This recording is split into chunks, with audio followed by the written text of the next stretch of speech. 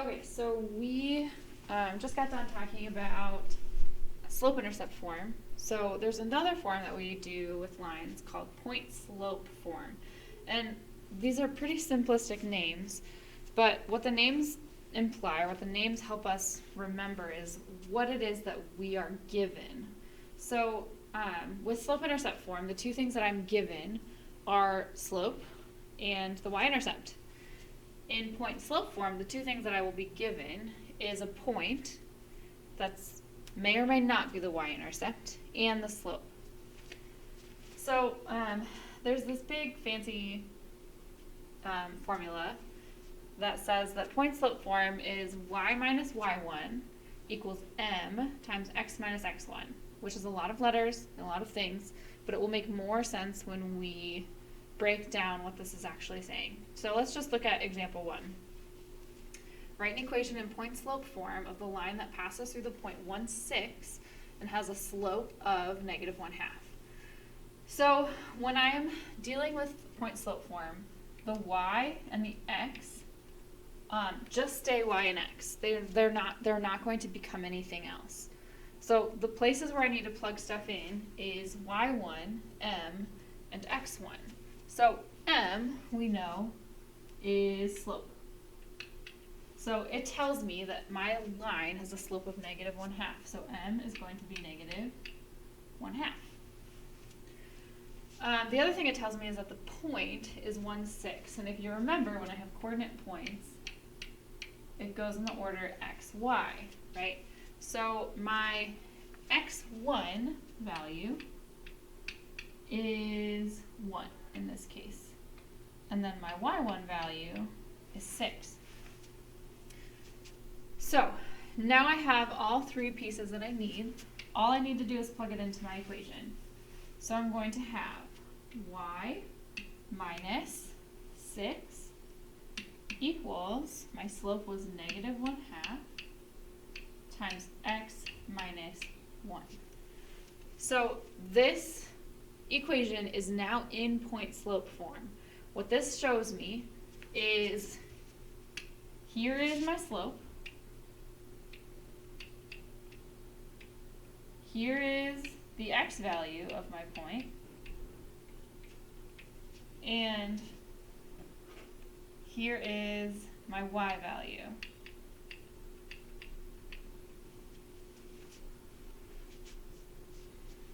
Okay, this is what this shows me. The way that we like to talk about lines and the way we like to see lines is with in slope-intercept form. It's just a little bit more straightforward of what we're talking about in slope-intercept form. So I need to solve for y in this case. So I'm going to get rid of these. We're going to solve for y. Okay, so the first thing I'm going to do then is distribute this 1/2 to both places. So I'll have y minus 6 equals negative 1/2 x plus 1/2. Okay, all I did was distribute that negative 1/2 to both places. Now to get y by itself, I just need to add 6 to both sides. So I have y equals negative 1/2 x plus 6/2. And there's my equation in slope-intercept form. Okay, pretty straightforward. So that's when I have my point and my slope just given to me. It's not always going to be given to me though. And this is where we need to remember our slope formula. So y2 minus y1 over x2 minus x1, or the way that I'm going to talk about it, change in y over the change in x. So if I'm looking for my slope, I've got my change in y over the change in x.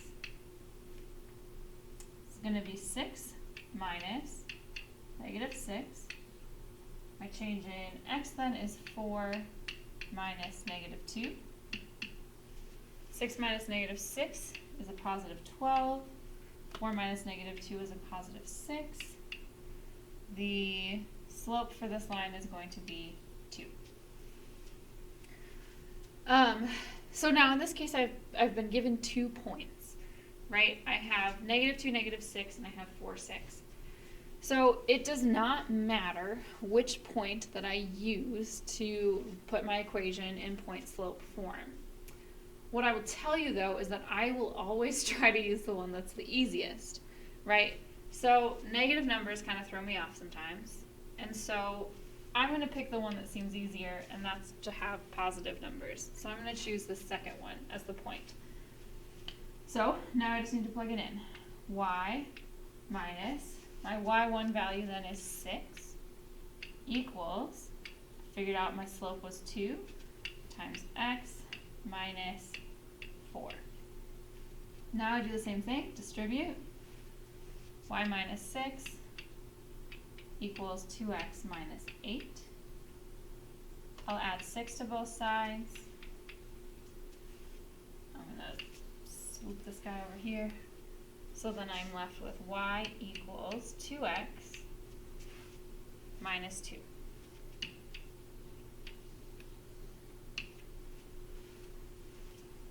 And there we go. All right. So again, function notation, right? These are my inputs. So these are going to coordinate to points. And if I were you, I would just notice that right away and write them as points. So the first one that I'm dealing with is 8, -1. Second one that I have to work with is 6, 0. So step number 1 is to find slope. So I'll have 0 minus -1 over 6 minus 8. 0 minus -1 is a positive 1. 6 minus 8 is a -2. My slope then is -1/2. Step number 2 then is to use the formula.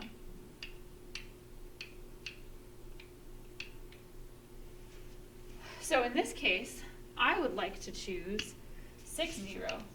And here's why.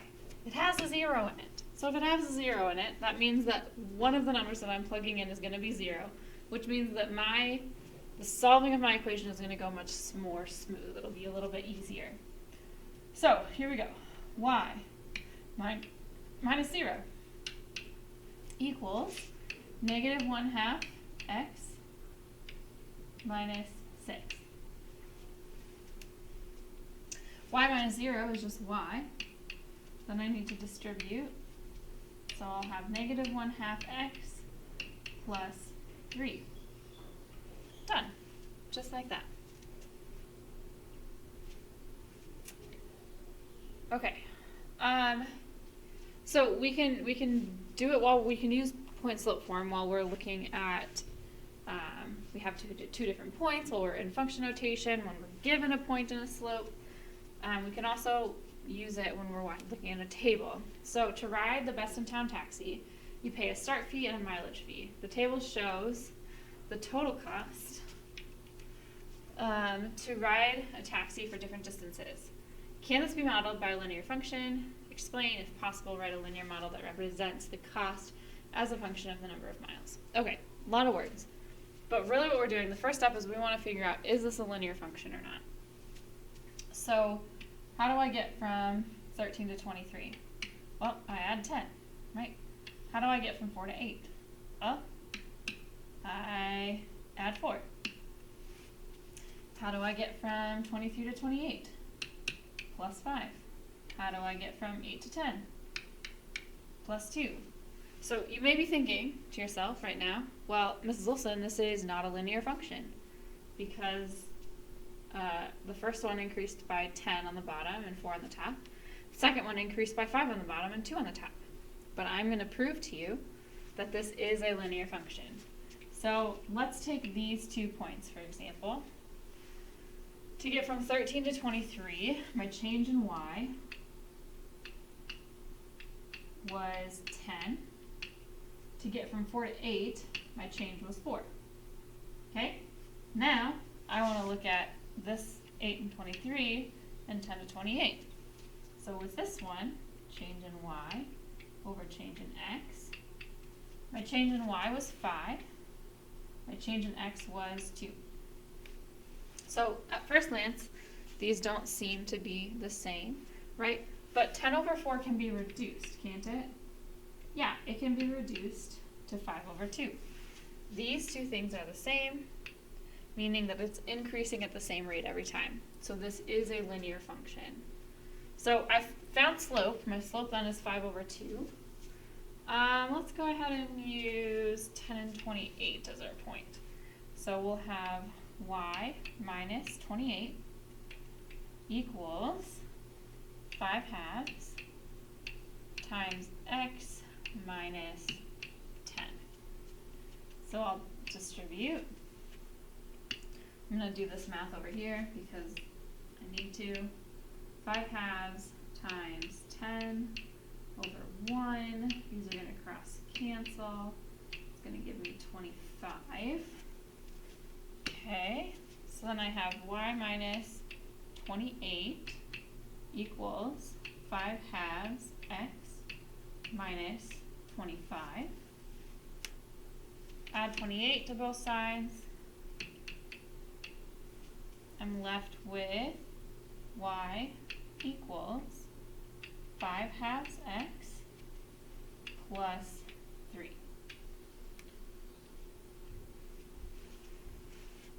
And then I'm done. Okay, so these last two pages are just some practice for you. So let's go ahead and we'll just do this first one together, and then I'm going to have you just do the rest on your own. I would suggest writing the point slope form up top here to remind yourself. So it's y minus y1 equals m, or my slope, times x minus x1. Okay, so let's look at this first one. Negative 2, 1 is my point. My slope is negative 3. So I would have y minus 1 equals negative 3 times x minus a negative 2. Something to remember is that when we subtract negatives, it's the same thing as adding a positive, right? So x minus negative 2 is the same thing as just x plus 2. So then I would distribute, and I have y minus 1 equals negative 3x minus 6. Add 1 to both sides, leaves me with y equals negative 3x minus 5. Done. Okay, go ahead and finish the other 5 on your own. You can go back and check your answers with mine when you're done. Okay, these are what you should have gotten for the next 5. So I set it up for you, and then I showed it to you in slope-intercept form. If you have any questions about any of those, let me know, and I can walk you through specifically that question. Okay. One thing I did want to note on this also, I wanted to look at number 5. So we're talking about point slope form, right? And so I want you to be able to know how to do point slope form because we're not always given our y-intercept, right? But in number 5, I actually am. So the point that I'm given is 0, 4, and the slope I'm given is 7. And so if you can think critically and pay attention to that, I could notice right away, well, 0, 4, that's my y-intercept. My y-intercept is 4. So I'm given my y-intercept, I'm given my slope. I could have written it like this without doing any of this stuff in here. So just something to watch and to pay attention to. Okay, let's look at the back page. So there's some graphs up here. I think that you'll be able to handle this. So you're just looking at what's your slope, how do you get from one point to the next, right? And then write the equation of the line from there. We've got 2 more table examples down here. So I think that you should be able to handle those as well. And then the last one down here is some more with function notation. So just remember, and we can do this right now together too, but these coordinate to points, right? So the first point that I'm talking about here is negative 1, 2. Second point I'm talking about here is 3, 3. And I can do the same thing over here. First point I'm talking about, negative 2, 1. Second point I'm talking about is 1, 7. So go ahead and complete the rest of this practice. I will fill in some answers quick, and you can check your answers with me when you're done with that as well. Okay, so you should have gotten y equals 2x minus 4 for the first one, y equals negative x plus 3 for the second one on the graph. For the tables, first one was a function, y equals 25x minus 35. Second one was not a function because it's not increasing or decreasing at a constant rate. And then these last two should have gotten y equals 1/4 x plus 9/4. 9/4 is the same thing as 2 1/4. And then for the other one, you should have gotten y equals 2x plus 5.